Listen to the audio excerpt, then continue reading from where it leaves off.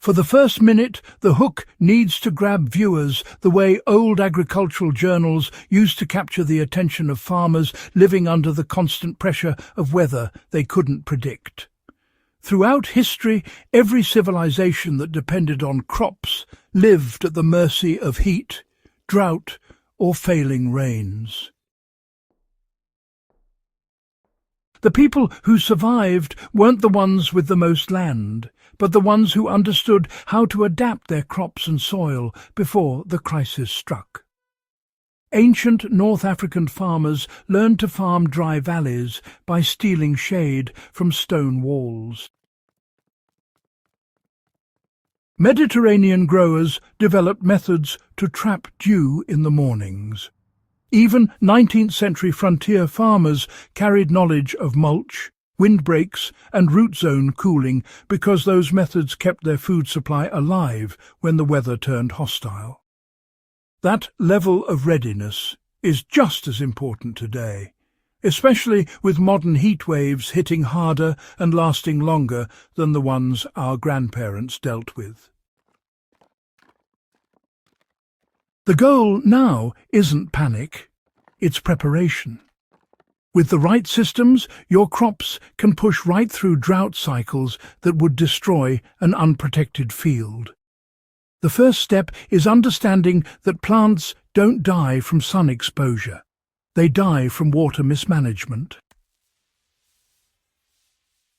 You know, heat waves don't kill crops simply because the air is hot. They're deadly because the soil loses moisture faster than the plant can take it in. When the root zone dries out, well, the crop shuts down its internal cooling system. That is why, really, the first job of any farmer preparing for heat is to secure the soil's ability to hold water. The best growers, both ancient and modern, always start by building organic matter. Soil that's rich in compost or well-rotted manure acts like a sponge, holding moisture and releasing it slowly. A farmer working in East Africa who applies compost before the dry season sees, honestly, the same benefit a Roman farmer did 2,000 years ago. The soil stays damp long after the surface looks dry.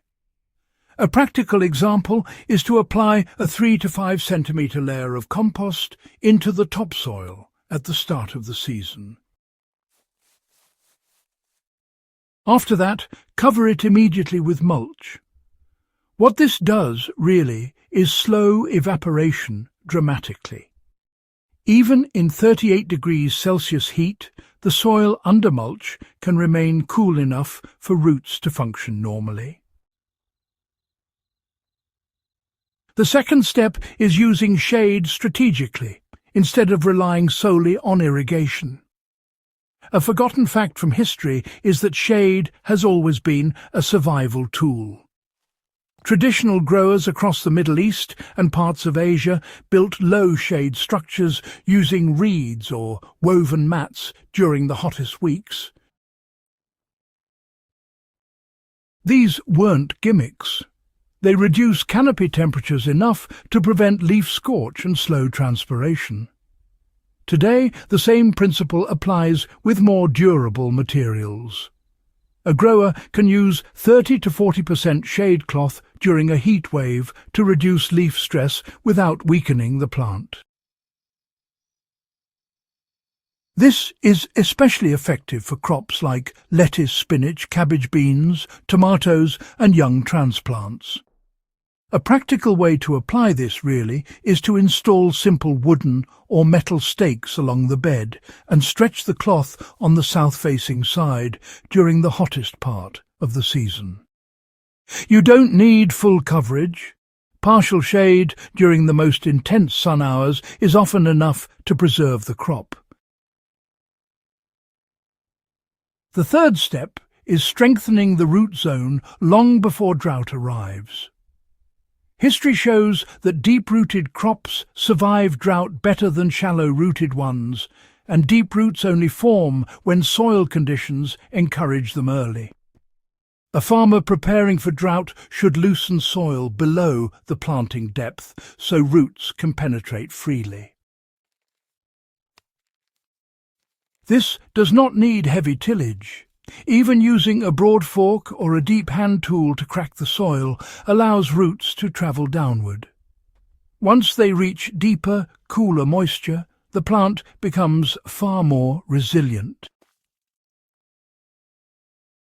A practical routine is watering deeply and infrequently rather than lightly every day. When the topsoil dries slightly, the roots chase moisture downward. That is the kind of conditioning that allowed old subsistence farmers to stay ahead of unpredictable seasons. The fourth step is using water the way precision farmers and desert growers do. When water is scarce, the efficiency of delivery becomes critical. Modern drip irrigation is one of the most powerful tools for heatwave survival, because it feeds water directly to the root zone with almost no evaporation loss. A simple gravity-fed system built with a raised tank and length of drip tape can outcompete almost any sprinkler system in drought conditions. To test whether your water practices are working, dig a small hole near the base of a plant after irrigation. If moisture is only in the first few centimeters, your method is failing. If you find moisture 15 to 20 centimeters down, the plant is equipped to withstand heat. This is, the same style of moisture management used in the earliest experimental desert farms, long before modern pumps existed. The principle, honestly, has not changed. The fifth step is choosing and timing crops the way historical growers did when they faced harsh seasons. Farmers who lived in regions with brutal dry seasons always grew drought-tolerant crops like sorghum, millet, cowpeas, pigeon peas, amaranth and cassava, because these varieties manage heat in ways that maize or shallow-rooted vegetables simply cannot. Even within vegetable crops, some varieties have better heat resistance because of thicker leaves, deeper taproots, or natural drought tolerance. Another, perhaps overlooked tactic is timing. Planting earlier or later in the season to avoid the peak heat window can, save an entire crop. This method is, centuries old. If a farmer knows the hottest period is coming in February, they aim to harvest before that window or plant after it passes.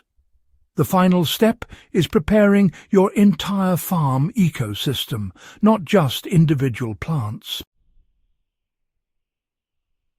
Heat and drought are not isolated events. They affect the whole system. Windbreaks reduce temperature stress on plants. Ground cover plants help shade the soil. Companion species like moringa or pigeon peas can shelter delicate crops underneath while adding biomass to the soil.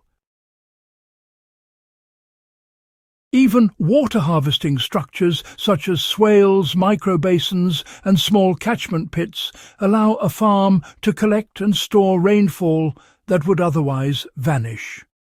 These aren't new ideas. They were perfected by ancient dryland farmers who worked with the landscape rather than against it. Heat waves and droughts will continue to intensify, but growers who apply these methods will always be one step ahead.